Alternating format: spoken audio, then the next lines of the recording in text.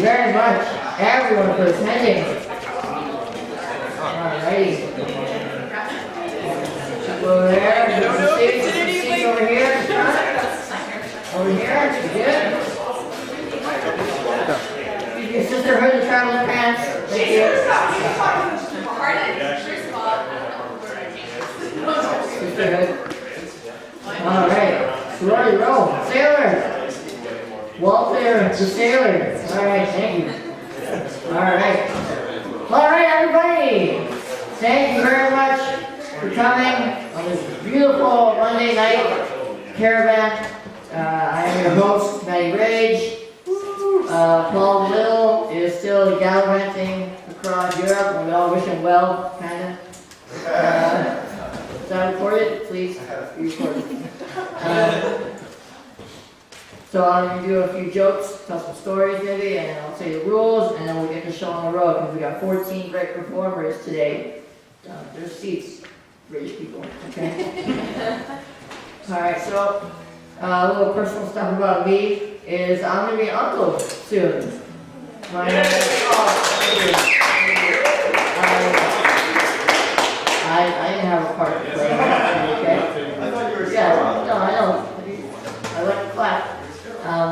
But yeah, I'm going to be an uncle in about a month and a half, and it's going to be thinking, I think an uncle is an easy gig. Easy gig. I think I'm going to be a way better uncle than I will be a dad. Because uncle's only job is to be fun and be cool. Okay?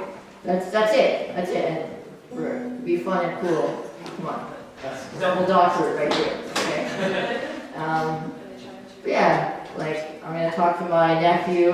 Let's go nephew and son first. And then niece and daughter second. Okay? That doesn't mean anything. So yeah, to my nephew, I'm gonna be like, or to my son, I'm gonna say like, finish your goddamn fucking science project, okay? You paint those ping pong balls the right colors, okay? That's always just gonna be goddamn perfect. And then I'll talk to my nephew. Alright, so we're going to the Jets game, right buddy? Yeah, let's do this! And then I'm gonna buy you a hot dog and a beer and some cotton candy. And then my poor son is going to be like, oh, can I get some cotton candy? You're going to have some cotton candy if you're going to use it for your project as clouds, okay? That's the only way of getting fucking cotton candy, okay? And then if I have like a niece and a daughter, I'll take my niece to like the ballet and all the artsy stuff. Because, you know, I like to go to the ballet too, yeah. And it's nice to look at. But my daughter will be chained in her room until she's 25, okay? With just enough slack that she can go to the bathroom and the fridge, and that's it. Alright, so that will be my child rearing and my uncleship. They're it's dynamic, okay? My family is already calling me drunk uncle. Drunkle Maddie. I love it. I'm gonna honor that title. Yeah. Hopefully that goes well. You know, I'm a dude's dude. I'm a guy's guy. I was in a fraternity. So I know that guys are like absolutely disgusting. I have this story about two of my friends, Blake and Ryan, and. Blake is a bit wealthier and he lives on his own, and Ryan needed a cheap place to live. So Blake would fit like most of the rent for their apartment, and Ryan would pay a little bit less. But the catch is that everybody knows that Blake is a bit of a sociopath, okay? He's a prankster. And so like Blake and Ryan started to live together, and then because Blake is a prankster and he knows that he's paying most of the rent, he pulls some pranks on Ryan. But for some reason, Ryan is okay with it. Like Ryan's getting ready to go to work in the morning, and he makes a protein shake in the blender, and for some reason the blender doesn't work and it explodes all over Ryan's suit. And you know, Blake comes out of the corner and says, ha ha ha, it's all over your stupid face. And Ryan's like, no worries, man. I can be late, I'll call ahead. Businesses appreciate that you call ahead rather than just showing up early, so I'll be alright. And Blake is like, oh, alright. I'll get you. And like a week goes by, and then Ryan's just chilling out at home, watching TV, watching some sports, and all of a sudden, it goes dark. Ryan can't see anything, he's struggling. Blake hires some of his goons, he hires some buddies to put, cover Ryan's face, and they kidnap him. And they move him like 2 kilometers out of the perimeter, and they just leave him there in his underwear. And when Ryan finally gets home, a few hours later, Blake is like, so how'd it go? And Ryan's like, oh man, it's good cardio, thanks buddy, appreciate it. Yeah.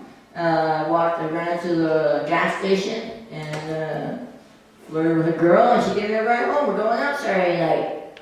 He's like, motherfucker, how did you do that?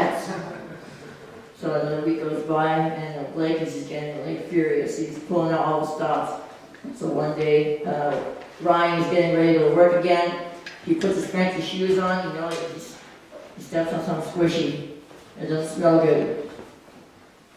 Ryan takes his foot out and notices there's a doggy do in his shoe. And he's absolutely furious. And then he holds back because he sees Blake watching, and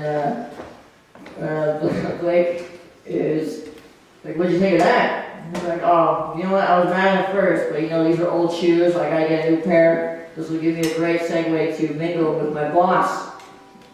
And Blake is like, God damn it, I can't break this guy.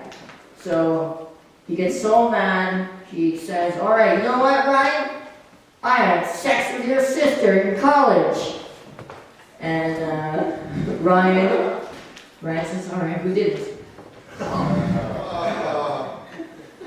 And then Blake just loses it. He's like, God damn it. How the hell are you so calm about all the shit I've been doing to you? Everybody warned you not to move in with me. How can you be taking this so cool? And Ryan says, oh, I prepared myself and I had a plan set. Nothing you could do could ever bother me. And he's like, well, how did you do that? He says, oh, I've been coming in your shampoo bottle for a month.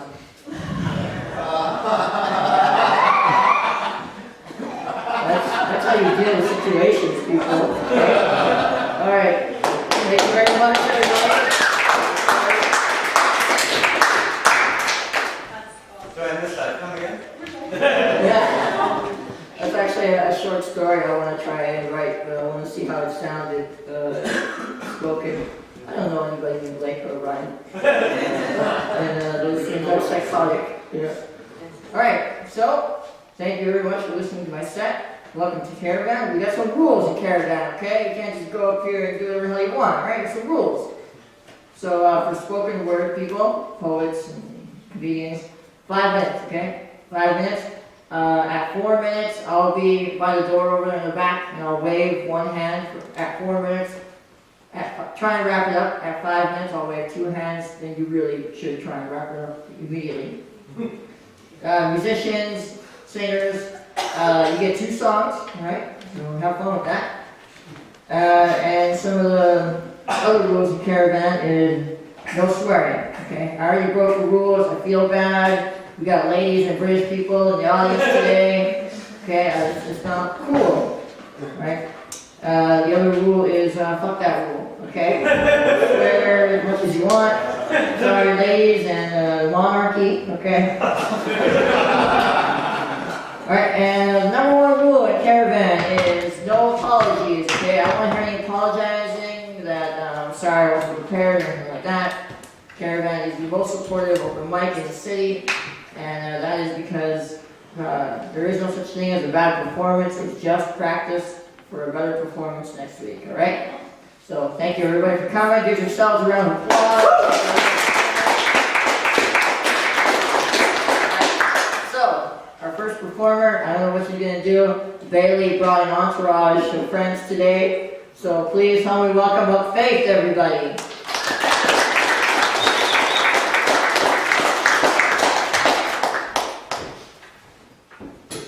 Hi. spoken word poet. And I break things, so if I leave that mirror behind me, I'll probably break myself. So, okay. Do you believe in life? Do you believe that when you wake, do you believe, oh man. Okay, I'm gonna start. Do you believe in life? Do you believe that when you wake, there should be somebody by your side? I am conditioned. And I need to be force-fed faith like vegetables. I need an 8 o'clock bedtime. I need a nightlight to hold my monsters in their closet. I need rules like, let me know if you know this. This is the way we wash our hands, wash our hands, wash our hands.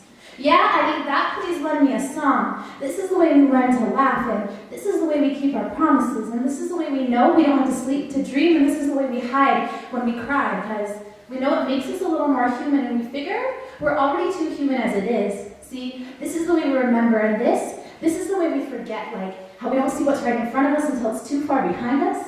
Like how some nights it only gets harder to believe in God when the answers look a lot like sheet music. Like how some nights when I'm sleeping, my ribs are up together like they're lonely, and they're trying to make a flame, like how they're pouring bottled up air into plain paper cups, and we drink it all up, and we breathe it all in like we just can't get enough. Well, I don't know about you, but there's only so much retail I can take. Do you believe in love? Do you believe there's a way to stand, a way to fall, a way to be enough? I am devoted. And there's a thing inside us that makes us feel and makes us think like we know what we want. And there's this little life inside us that needs to let itself be real, but we have thoughts like we're confused, like we don't want to do anything that might make it a little bit harder to breathe. So we'll shrink inside ourselves and play hide and seek like pros. Do you want to know a secret? There is no thicker cliff to stand on when you stumble. There is no net. There is no safe way to put your heart on the line unless you pierce it through. And as much as you can forget a stinging silence, if you try real hard, there's someone else who knows it. See, I don't pretend to know what I'm doing here. I'm left foot, right shoe. I'm upside down like a kid on a jungle gym, and I'm backwards, like the way I never think my chances are ever good enough. Rachel's changed. Do you believe in gods? Do you believe there's someone else who keeps you holding on? I am imperfect. Get used to it. We are few commitments short of sight. We are the alabaster running with the blind. We don't wake up to live. We get out of bed to work, to get tired again, to sleep, to dream. We are a few sins short of a misdemeanor. Nature and me, I'm the type of person who wants to be seen just enough to be missed in the dark. And I don't think I believed in God until I realized how long it's been since we last spoke. I am redundant. Do you ever find yourself repeating yourself, find yourself repeating yourself, find yourself repeating yourself? I do. I am no astronaut. I don't dream to be somewhere else. I dream that somewhere else will find me. I'm a few windows short of a greenhouse effect. I'm a little bit less like everyone else. See, we stitch our own hearts onto our own sleeves because their lack of self-adhesive quality makes us sick enough to scream. And me, I keep myself in cool, damp places so I'm soft enough to mold to fit you. And I won't bother to climb into your oven, but I will Tetris shape myself to match the imprints in your sheets. I'm a little bit less than a saintly balance. And we are a little bit more than black and white, and everyone has their price. We want to be different, and we need to be helped. Do you think there's anyone who wants to be you just as much as you want to be anyone else? Thanks.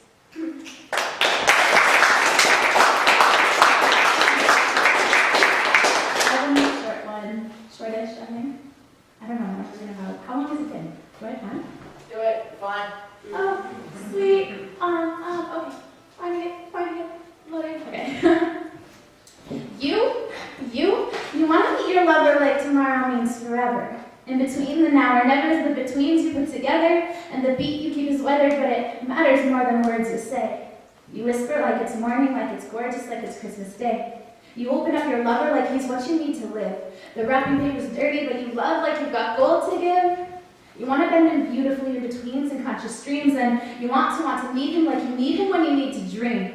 You want to write a poem that explains a love in concrete terms, and you want to kiss your lover's feet and hear him feel the words phrased in perfect key, because words will fade, but still the beat goes on, and on the bed where you will lay your lover and your heart's displayed for thought and contemplation, praying, Lord, let this last one more day, and now you count your blessings when you count your lover's shades of gray and blue and red that match the beds where music played to count your veins. You want to kiss your lover like a racetrack sitting next to you, like leather into lace, like there's a place in him that's best for you. And you want to sew your heart onto your lover's sleeve so a part of you will never leave that in between. And no matter what you put him through, you want to kiss your lover like your heart beats close to sawing through your chest until you're bleeding numb, until the beat is all that's left of you. You want to watch your lover like it's the last real thing you'll ever do. And you want to make believe that if you leave, he'll wait right here for you. You feed your lover demons to be sure he won't abandon you. And scream each time he leaves like you don't breathe until he breathes with you. You want to watch your lover like you're borderline obsessive. And you want to make believe that if you leave, he'll be a mess. But just as long as you're together, though the beat you keep is weathered, it's the time you keep in the in-betweens that make the cold perfect at your feet. And you want to say goodbye as if goodbye will have no consequence. Like tomorrow means forever, like you're living with a thirsty lunch. You want to leave him knowing how you think of him every day, and you want to leave while you still need to keep your sleeves a bloody gray. You pray he sees you sorry and knows how much you need to stay. And listen to your lover speak and hear his heartbeat keep you saying, because it's always the beat that remains. Thanks.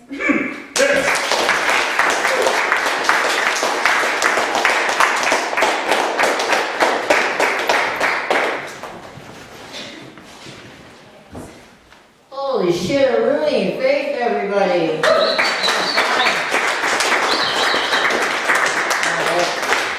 Caravan normally goes from 7:30 to about 9:30, but we got some new faces today and a full set list. And Mason's recording the night tonight. So if you don't want your set to be recorded, please tell him. Otherwise, it's going to be for the archives. Now, damn. So we got Brits coming up. We got straight from Buckingham Palace. They is. Sorry guys, can't help it. Yeah, we got Emily and Tim, City of Bridges, I believe. Please welcome them. Woo!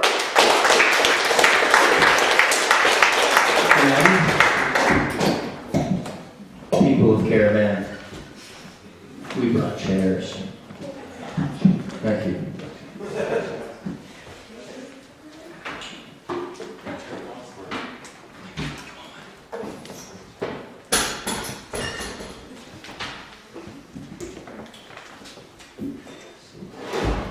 All right, so we decided to prepare a few songs here. We're going to do tonight. That'll be a good spot.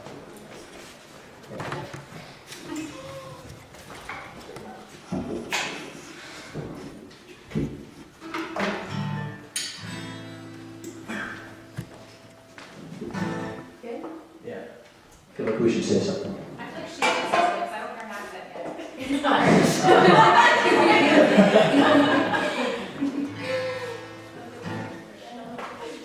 You can try. No. I'll be the southern guy. I reckon we're about to play a few things for y'all. You ready? I mean, are you ready? All right. One, two.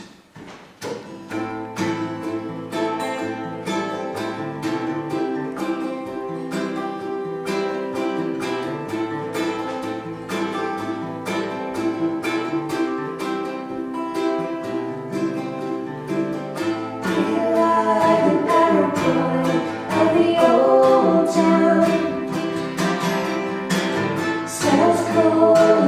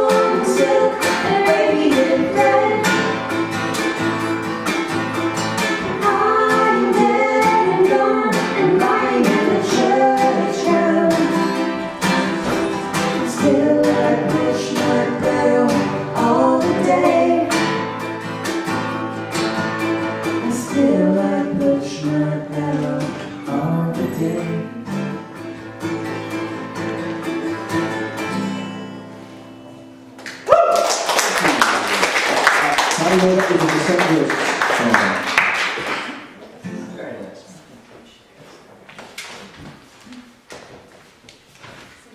Yeah! Liverpool! Thanks, Maddie. Wrong region. Manchester Austin, United. Texas. Thank you. Okay, so we have another one called Pompeii. Has anybody heard of Bastille before? You have? You have? Wait, you were supposed to act like I support you. Bastille. Okay, I don't know. So there's a story behind that? No? You don't want to talk at all? It's a song you like. It is a song I like, and it's one that you get confused and called Pompeo sometimes. Yes. Like Bronco Peel. Right? Bastille, Pompeii, Pompeo. Paul, I know you understand. Sorry about your alley. Okay. Ironic that it's not like steel. I hope you include this in your poem later. Can I steal that? What? He's good. Alright, so this is Pompeii by Bastille. What? Why don't you just read the lyrics?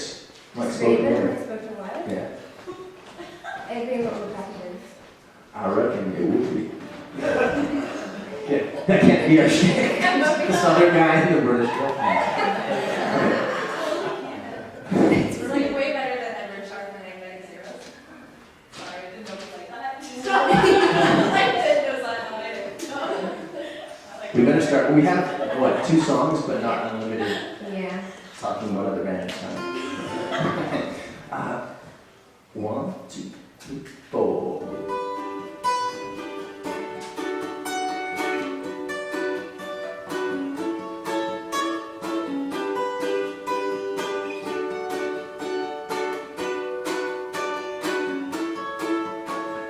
I was there to my own devices. Many days got away with nothing to show. And the walls kept tumbling down in the city that we love. And clouds rolled over the hills in darkness from above. But if you close your eyes, Does it almost feel like nothing changed at all? if you close your eyes, Does it almost feel like you've been here before? How am I gonna be an optimist without this? How am I gonna be an optimist without this? We were lost up and caught in all of our crises. and you close and dust settles around us. And the walls kept tumbling down in the city that we love. Great clouds roll over the hills, bringing darkness from above.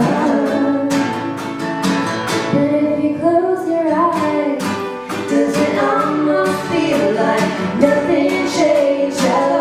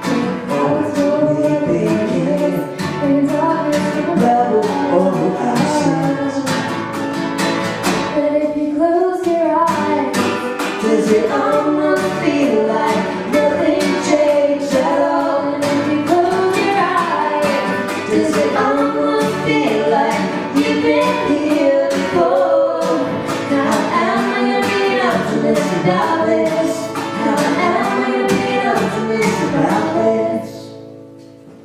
Yeah. Thank you.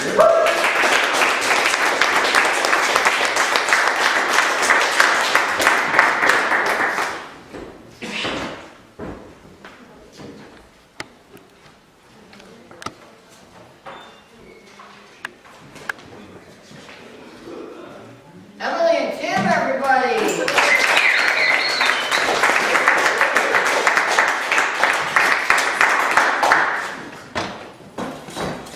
Alright.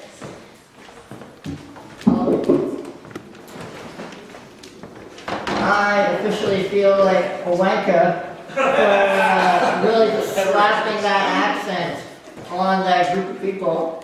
What accent is that? Steve-ish. Pardon me? Don't give him material. Come. Or Liverpool, I don't Alright, thank you very much. Those guys are pros, right? They have a concert series, you can tell. Faith is done for performing too. We got all the ringers out today, Nelson. Please, round of applause for all the other like caravan regulars, people like Nelson and Mason and Walter. Please help me welcome round of applause for them.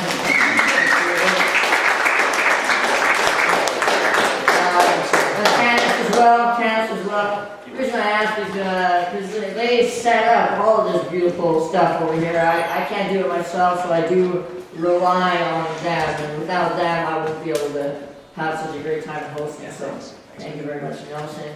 Keeping track of we would all be screaming in Old Market Square if it wasn't for Nelson, okay? Alright, so our next performer is a poet, friend of mine. He's Ukraine, right? Yeah, Ukraine, Polish, we're practically cousins and neighbors. Alright, please help me welcome up Roman, everybody.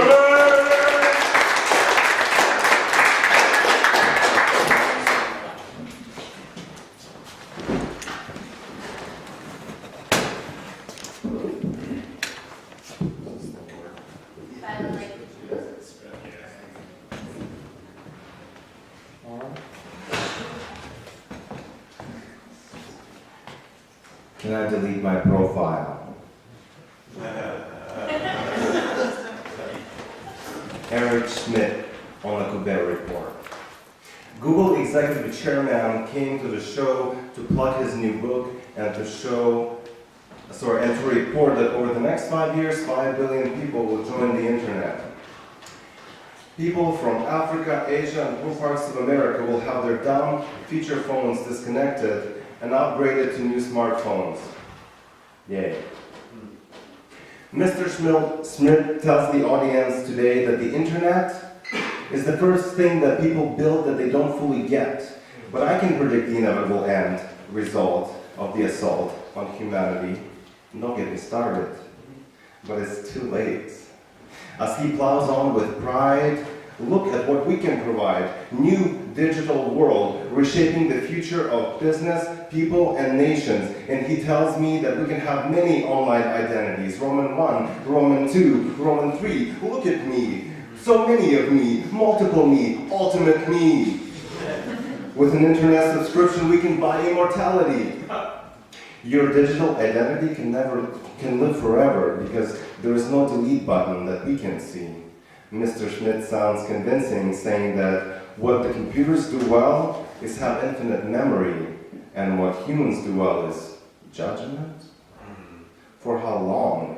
As we all get dumber every day with the help of these new smartphones. And there is more. Google Glass and self-driving cars. Just create your avatars, and we can all be digital stars. And you will have a robot. Robotic assistants for everyone. To get all your chores done, for you a robot, for me a robot, I robot. And we'll never feel lonely again because we'll be spending time with our friends. Smartphones and Google Glass and robots, all mine. I'm like a puppet master controlling all these things. They're like puppet masters controlling us with these things. And I'm spending all my time calling tech support and uploading, upgrading, and downloading, getting pop-ups and more apps. It's technology prime. To save me some time? No, thank you, I'm fine. My digital copies are not all I am. Those DVDs and compact discs are not unerasable. The face in my profile is not all I am, just because I save it in public. It is not eternal. It is what's on the internal that counts. In my online accounts, I'm always remembered, but I forget their passwords. They don't let me in. Internal eternity. We all change one day, but we cannot save ourselves digitally. We, the originals, be. We are all temporary, limited editions, you and me. We, the originals, see, no matter what the Google company tells everybody, they only sell empty shells of you and me. Screens are their army and pop-up ads ammunition. They're on a mission and they have a goal and a vision to fill up our souls, slowly emptying with all the future things we may need through their targeted advertising. It's not surprising that we feel lost idolizing our digital toys. They are virtually islandizing most, and soon we may not have a choice. Thanks.